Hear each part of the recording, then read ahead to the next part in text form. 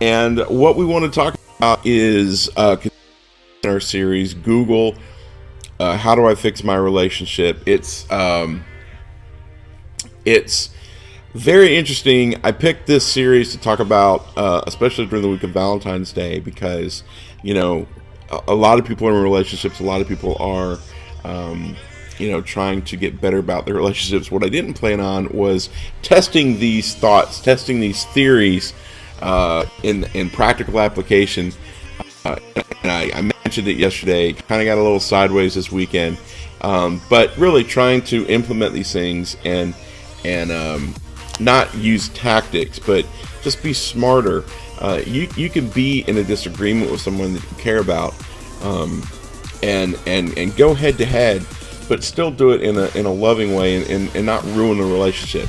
I can't always say that in the past I've done that, but I've learned a lot of things. I've read some books. I've gotten a lot of counseling. So some of the things that I'm bringing out this week are things I've learned. I've got some great material from other great people who are psychologists and psychologists and therapists. That's the word I was looking for. So just to up my game, to bring you better information, not just stuff that I've learned or learned the hard way. But yesterday we talked about not bottling it up. Don't pin your emotions down. Don't suppress your emotions and all that good stuff. So today we're still kind of talking a little bit about emotions, but what I really want to talk about are the people that have a tendency to let their emotions run wild. And I know that they're very similar, but my mindset is really working on the patience part. When you're in an argument with someone, whether it's a romantic relationship or it's a family dynamic, there's always complications in every relationship, no matter what it is predicated on: family, friendship, or romance. Being in a relationship with another person can be very difficult and very challenging. And it really calls upon both people to utilize resources that sometimes we get lazy in relationships and we don't tap into those. And I think patience is one of them. And I talked about, I've talked about it before, but the running joke, especially when I was in seminary, was, don't ever pray for patience, because God will give you opportunities to practice being patient. So I say this with much trepidation. If you're going to work on being more patient, and I don't mean like letting a person steamroller over you. What I'm talking about is when you're in the midst of conflict, when you're in the midst of a relationship that you're trying to work on, being patient and keeping your stuff together. Just making sure that you're keeping your emotions at bay, because you can have an argument, you can have a very heated, impassioned argument, but you can still be controlled. You can still keep your emotions in check and make sure that be passionate. Make sure that you're putting your emotions out there, but make sure that you're being patient, because if you lose your patience, you're going to lose the ability to communicate what you're arguing about, and you're going to lose ground in your argument. Not that we're trying to win, because usually in an argument nobody wins, but you start losing credibility. And if the other person is anything like my wife, who is really, honestly, a lawyer in disguise, I swear, they're gonna find that one little nugget where you've lost credibility, and they're gonna land on it. So my point is, when you are struggling in a relationship, just remember to be patient. Remember to keep those emotions in check. Don't bottle them up, but keep them at bay. You don't want to explode. You don't want to lose your patience and lose your cool, so to speak. So let's talk a little bit about this. They say patience is a virtue. I completely agree, but it doesn't come easy. A lot of people want to be patient, but patience and love do go hand in hand. It's much harder when you're in a conflict with the person, if there's not a deep sense of caring or love, to be patient with them. That's why you see a lot of fist fights in bars, or heated exchanges at sporting events, because there's no basis for relationship there. It's just two people who probably had too much beers to drink or just being obnoxious to each other. And because there's no relationship there, they just go fisticuffs. So when you're in a relationship, and a true relationship, that there's love, there's respect, and all those things, there can be anger, sure, but being patient this is the opportunity for applying patience.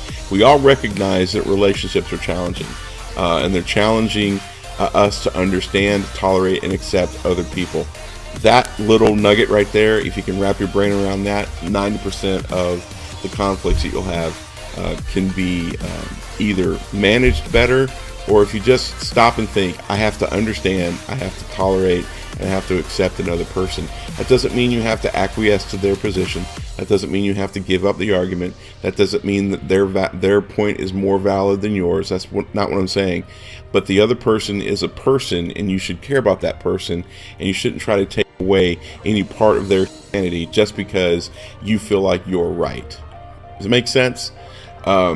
But the truth is, relationships are even more important, and they serve a much higher purpose. Relationships allow us to know and improve ourselves to build upon the foundation that we have as individuals. It's very easy for me to sit here and talk about the ideal that we try to strive for, and we can all hit that idea. But it's kind of like the quote that I want to say Muhammad Ali said, that every fighter goes in with a game plan, and all plans go out the door when you get punched in the face. We all strive to be better people. We all strive to improve ourselves and be that ideal.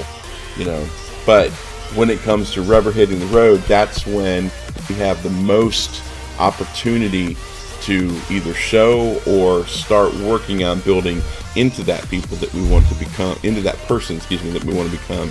To have patience and love is not optional, unless, of course, the love isn't meant to last.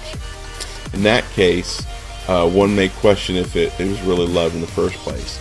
So this is where we start getting into, you have to really question the relationship and make sure that you're solid on it.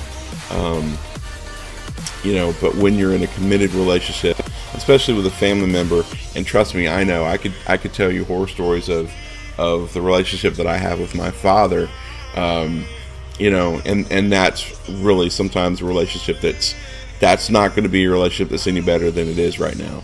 But I can be patient with that because I know where that relationship is. If you're in a relationship with somebody you've only been dating for a few weeks, it might not be the same degree as if you've been married for several years. Stop and think that through. I think that'll make sense.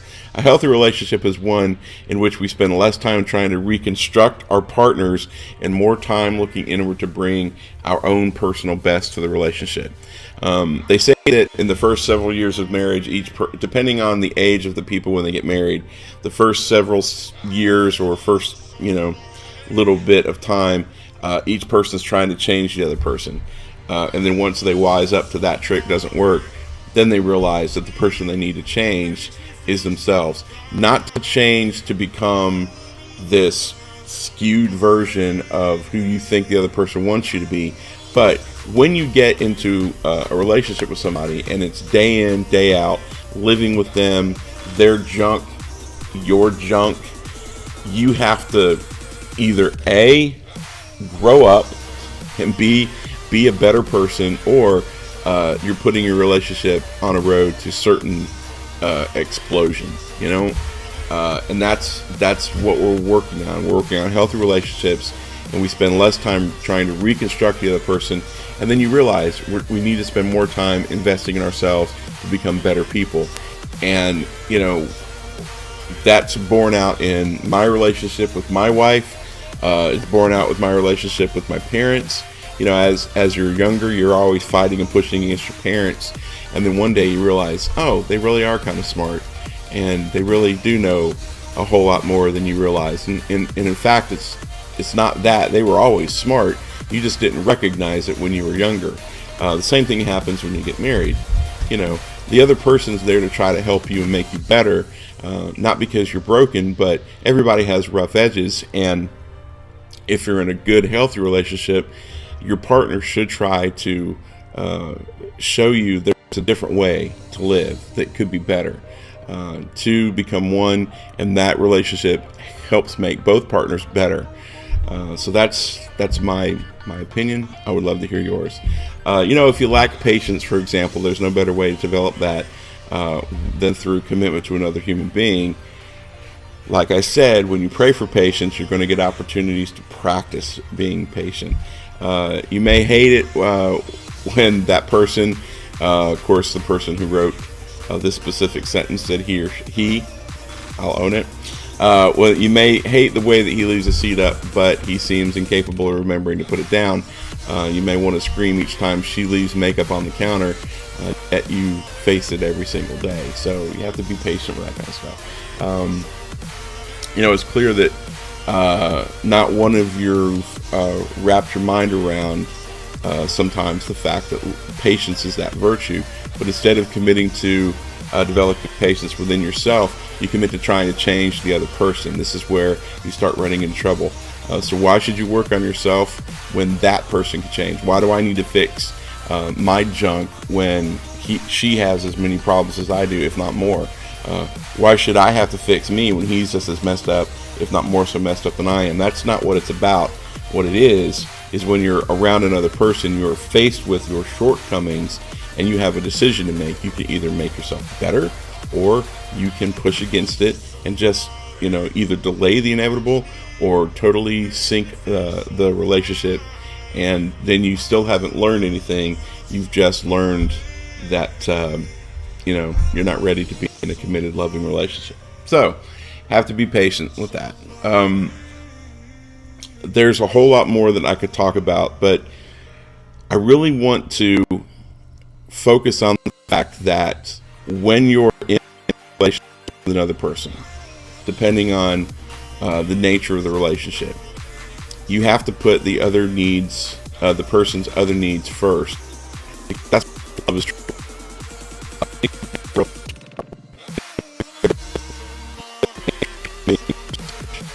And especially as we've moved through and we become more, we went from the me generation to the I want it now to the have it your way.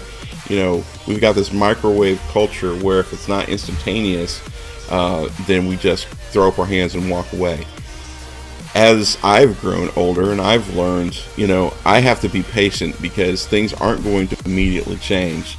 No matter what I do, no matter how bad I want it to be an immediate fix, it's just not going to be that way. So be patient. Understand that the person's processing through some things. Understand that, just because you want something doesn't mean it's going to happen. But make sure that you keep those emotions in check so that you don't explode and do even more damage to the relationship. I hope that helps. If you've got questions, I would love to talk to you about that. Leave me a comment. Let me know if any of this is hitting home with you. If you're struggling with a relationship, I would love to talk to you. If I can't help you, I've got friends who are counselors who can help.